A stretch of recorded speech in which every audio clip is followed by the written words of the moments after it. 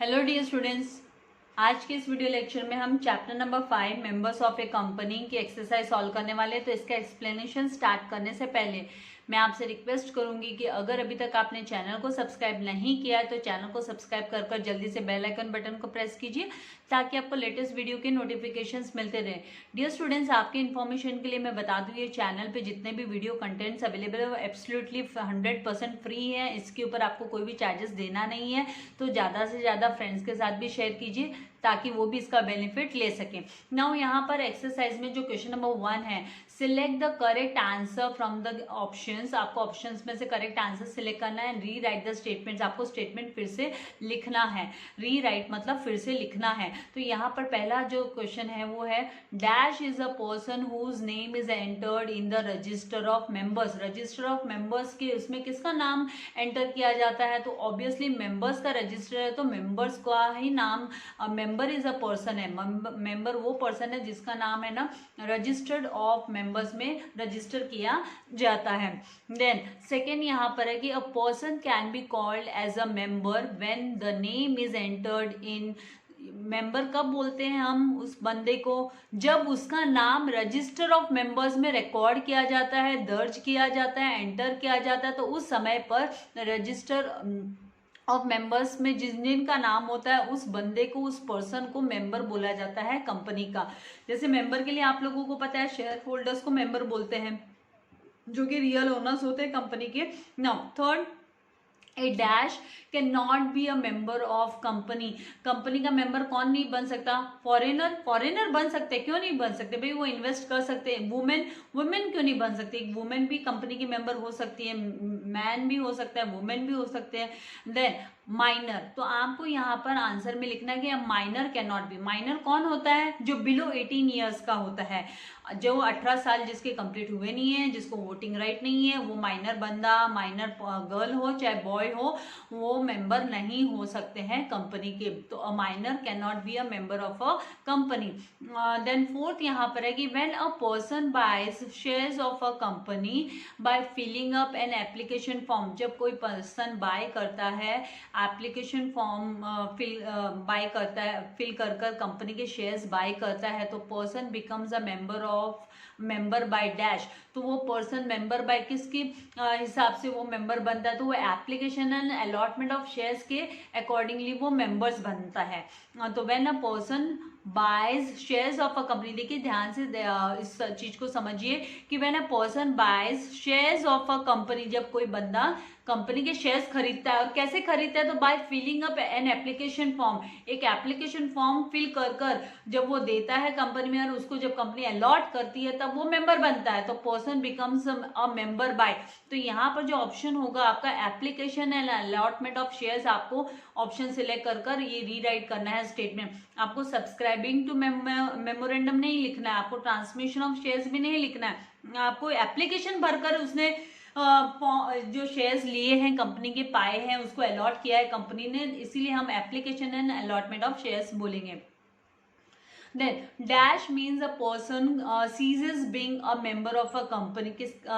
अगर किसी पर्सन का मेंबरशिप सीज कर लिया जाता है, मतलब उसकी मेंबरशिप जब छीन ली जाती है, सीज कर लेना मतलब छीन लेना, तो वो उसका मतलब क्या हुआ? तो उसका मतलब हुआ कि उसको टर्मिनेट कर देना, उसकी मेंबरशिप कैंसिल कर देना, टर्मिनेट कर देना। वो अभी कंपनी का मेंबर नहीं रहेगा। किसी मेंबर, किसी पर्सन का अगर सीज कर लेते हैं मेंबरशिप तो मतलब टर्मिनेशन ऑफ मेंबरशिप उसे बोलते हैं। तो यहाँ पर हम लिखेंगे termination of membership means a person ceases being a member of a company.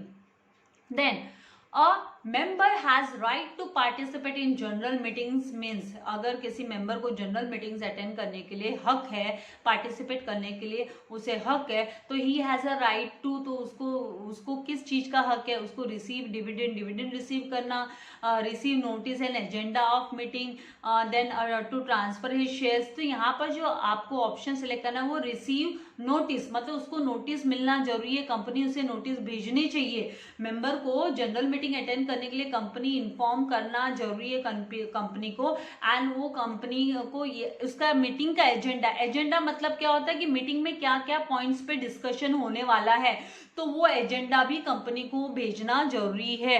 वो पार्टिसिपेट करने के लिए मेंबर को नोटिस भेजेगी एंड एजेंडा भेजेगी। तो यहाँ पर आपका जो राइट ऑप्शन है, receive notice and agenda of a meeting. Now यहाँ पर बी क्वेश्चन है जिसमें आपको पेयर्स, मैच द पेयर्स है। तो यहाँ पर इंसेंट पर्सन कौन होता है?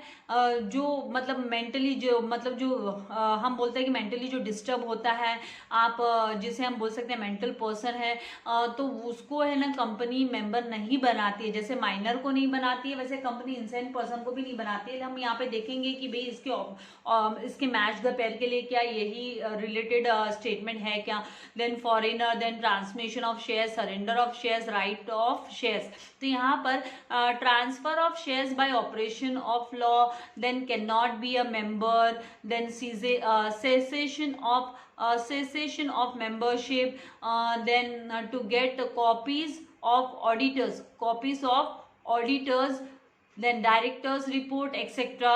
Then can be a member to attend board meeting, duties of member, then surrendering all assets to company, demand or claim money from company, then transfer of shares by order of secretary.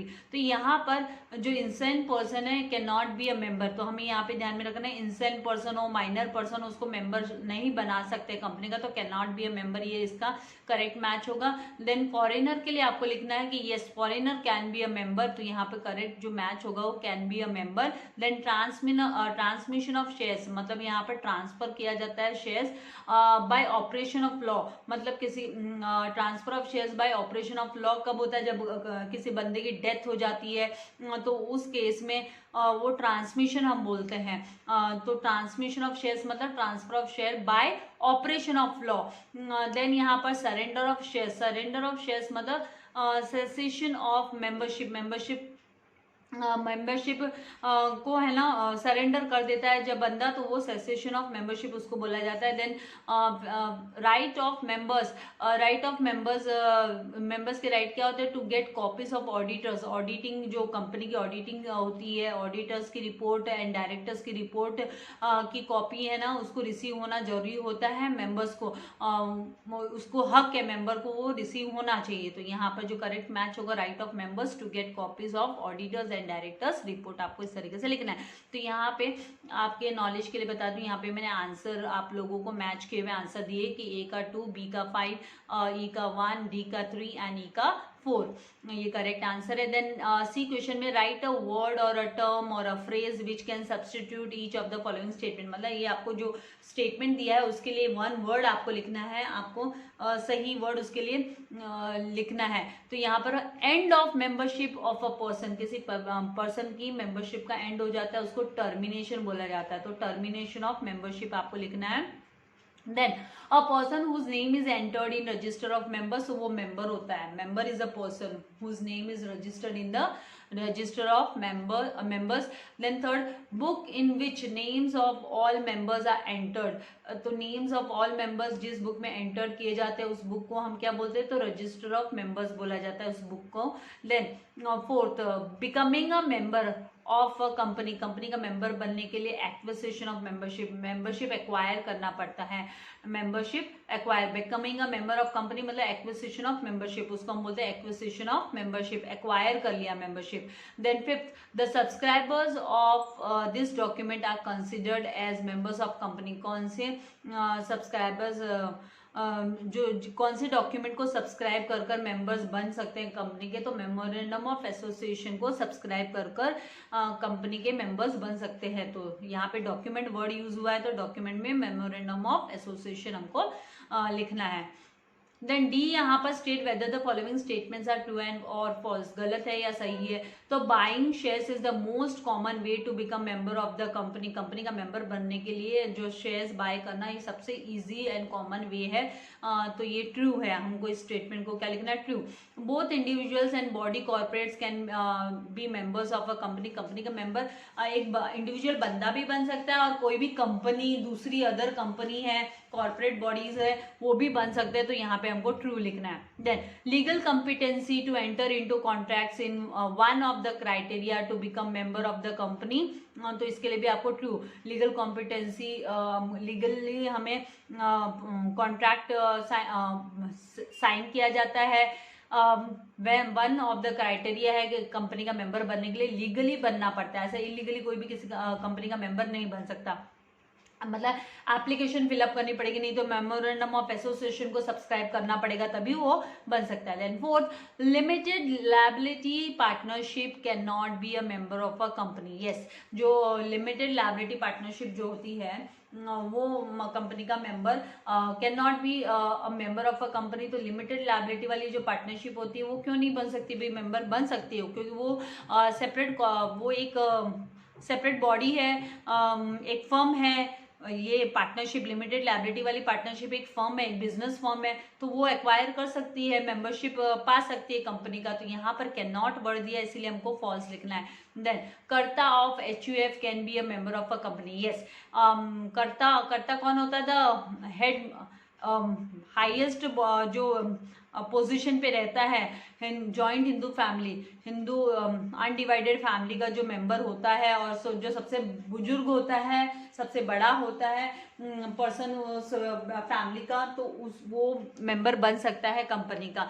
तो ये है ना, joint Hindu family business भी एक India में most popular business type of business है, जैसे partnership है, जॉइंट स्टॉक कंपनी है, उसी तरीके से तो कर्ता जो है वो बन सकता है मेंबर कंपनी का। Then member of the company is conferred with several rights, बहुत सारे राइट्स उसको मिलते हैं, बहुत सारे हक मिलते हैं जो कंपनी का मेंबर होता है, जैसे जनरल मीटिंग अटेंड करने का हक हुआ, एनुअल जनरल मीटिंग अटेंड करने का हक हुआ, देन डिविडेंड डिक्लेरेशन में अपना डिसीजन देने का, तो ये सब हक उसको होते हैं, तो ट्रू लिखना।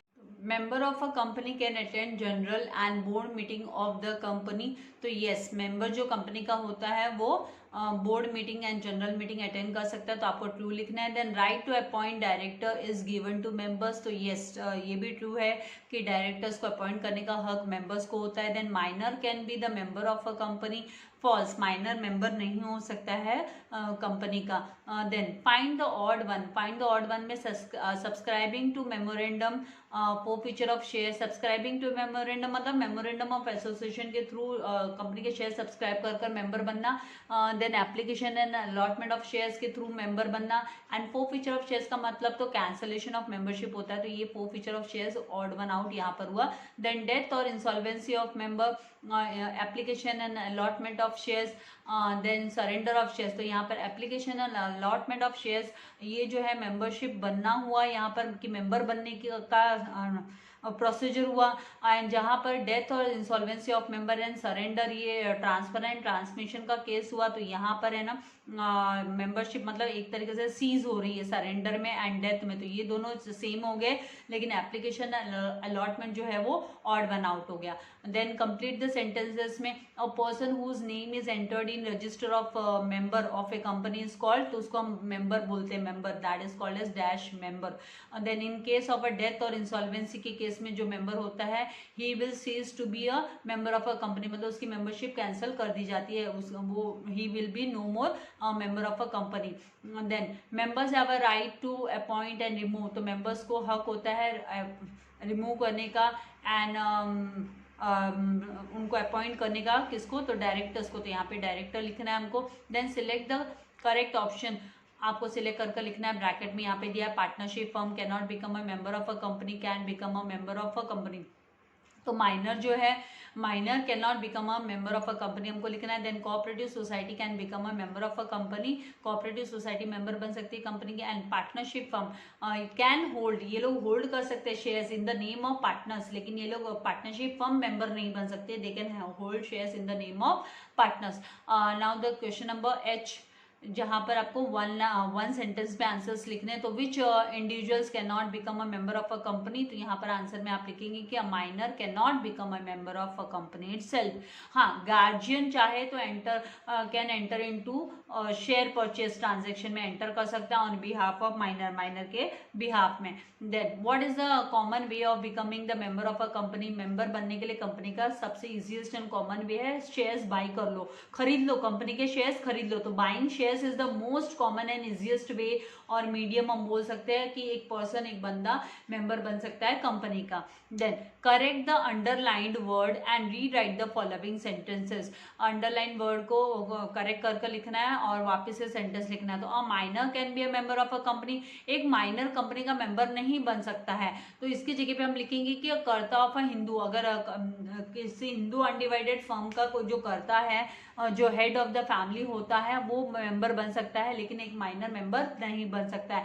माइनर के लिए तो बिहाफ में, माइनर के बिहाफ में शेयर्स परचेस किए जा सकते हैं, लेकिन माइनर मेंबर नहीं बनता है। Then partnership firm can be a member of a company, partnership firm member नहीं बन सकती है। पार्टनरशिप फर्म चाहे तो can hold shares in the name of partners, partners के नाम पर शेयर्स होल्ड कर सकते हैं, लेकिन पार्टनरशिप फर्म मेंबर नहीं बन सकते। कोऑपरेटिव सोसाइटी मेंबर बन सकते हैं, तो यहाँ पर आंसर में हम cooperative society can become a member of a company, इस तरीके से आंसर लिखना है। तो आई होप आपको ये जो क्वेश्चन नंबर 1 है, इसके सारे सब क्वेश्चन अच्छे से समझ में आ गए।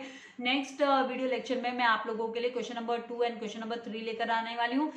तो तब तक के लिए आपको ये जो क्वेश्चन नंबर 1 है वो अच्छे से रिवाइज करना है, टेक्स्ट बुक में मार्किंग कर लेना है, लर्न कर लेना है एंड ज़्यादा से ज़्यादा अपने फ्रेंड्स के साथ वीडियो को शेयर करना है ताकि सबको इसका बेनिफिट मिल सके। Thank you very much, God bless you all dear students.